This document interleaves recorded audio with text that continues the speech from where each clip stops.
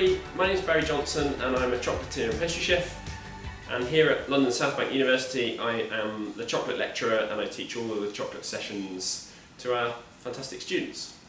Today you're in for a real treat because we're going to do some work with chocolate. So the purpose of this activity is to compare the sensory attributes of the chocolate. So we're going to look at snap, hardness, meltingness of the chocolate, and also the sweetness. We can do lots of different attributes within chocolate, so we can look at the flavour profile as well, but for today we're going to keep it quite simple, but if you wanted to look more into it at home, you can, and you can even look at the sourness, the sweetness, the fruitiness. Chocolate's amazing. There's so many different things you can look at and taste, so do look into that if you want to further expand this session. So what do you need to do the exercise? Obviously some chocolate. Now we don't mind which chocolate you use, but we do recommend you use a dark chocolate for this exercise. Okay, so it can be a supermarket own brand chocolate, as long as you're all using the same, because we do want you at the end to compare all of your data. If you're not using the same chocolate, you're going to get different data, and then it's not all going to work at the end. Okay, so any dark chocolate, I recommend 55–60%. It doesn't need to be super bitter. So yeah, something like that. All right, on a plate, 2 plates actually.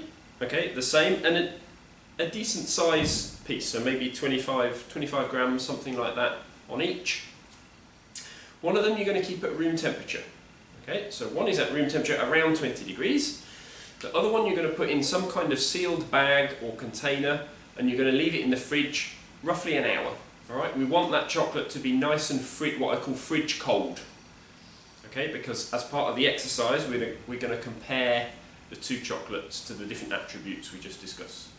All right, so room temperature water, because after the first set of tasting we want to refresh our palate.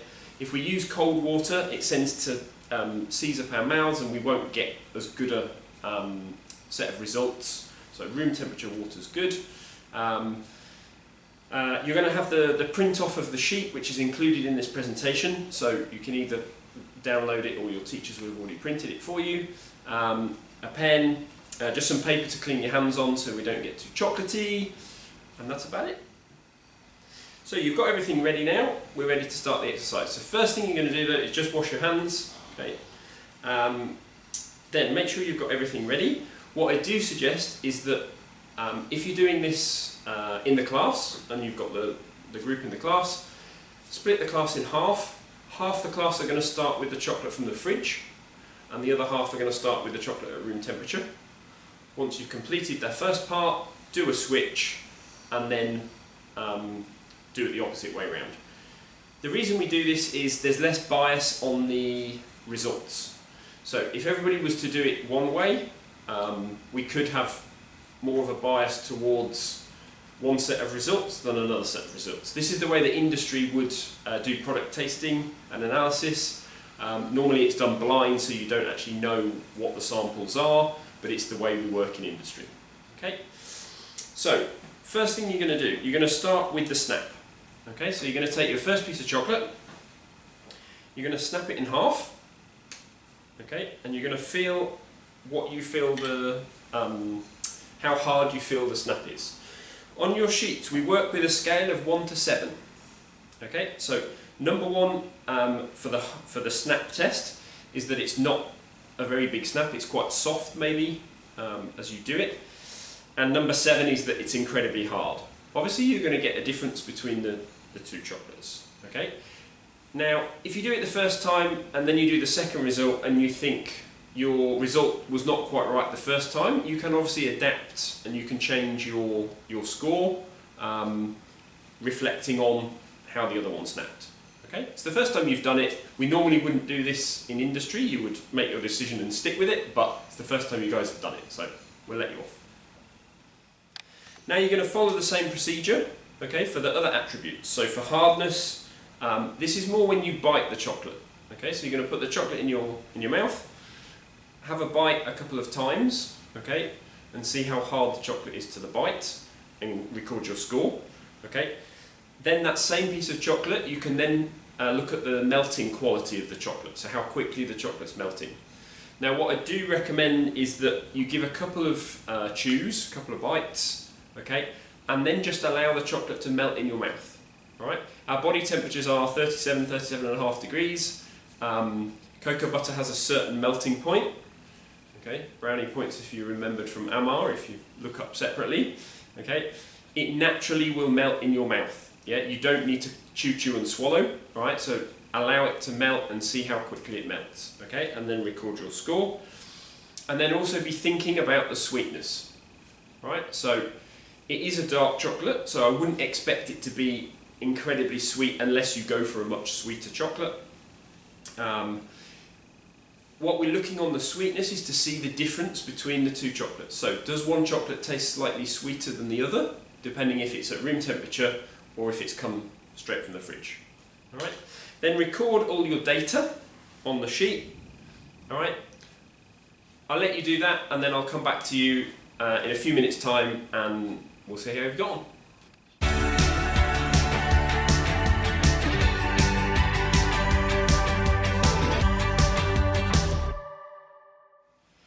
So I hope you've managed to complete the exercise, the activity. How did you find it, guys? Was it fun? Interesting? Did you get the results you thought you were going to get? Or did you get something slightly different? So let's talk about the results that I got, and then we can see if yours were similar. So let's talk about Snap first.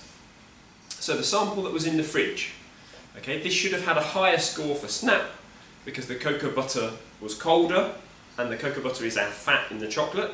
Okay, so that gives us the texture, and this changes at different temperatures. Okay, so the one from the fridge should have had a higher score, should have had a sharper snap. All right, should have been quite clear. If your chocolate was a little bit on the warm side and you were doing it at home, and it's a bit hot, it may have just kind of bent in your hand. Right, in the summer that's an issue in our industry, where chocolate just wants to melt and go soft if it's not kept at the right temperature. Then hardness, okay? Similar results you should have got here, because obviously when you've gone to bite the chocolate and break the chocolate in your mouth, the one that's cold is going to take a lot more biting, okay, to actually break that chocolate. The sample that was at room temperature, okay, couple of bites, couple of chews, it should have started to melt and break down in your mouth quite easily, okay, releasing all the nice flavours. Meltingness is going to be the same. So the sample at room temperature should have melted a lot quicker, okay, a lot smoother. The sample from the fridge would have taken a lot longer time to melt, okay, and if you were patient, 2 or 3 minutes, okay, all right, until it actually, your body temperature actually fully melts. You may have only got half the melt and you end up with a bit and you couldn't resist and you just ate it instead. But if you had done it the whole time, it would have taken you 2 or 3 minutes to melt that piece of chocolate, obviously depending on the size. All right, and then sweetness. So this is an interesting one. This is more scientific. So which sample was the sweetest? Okay, teachers, maybe an interesting one to do a poll, get students to stick your hands up, have a look at the results. Okay, so the sweetest should have been the sample at room temperature. Okay, when we eat chocolate and other food that's very cold, the flavour isn't released as well onto our palate. Okay, some scientific research has suggested that the senses in your tongue don't pick up the sugar quite as much. Okay, so when you eat colder foods, they're often less sweet.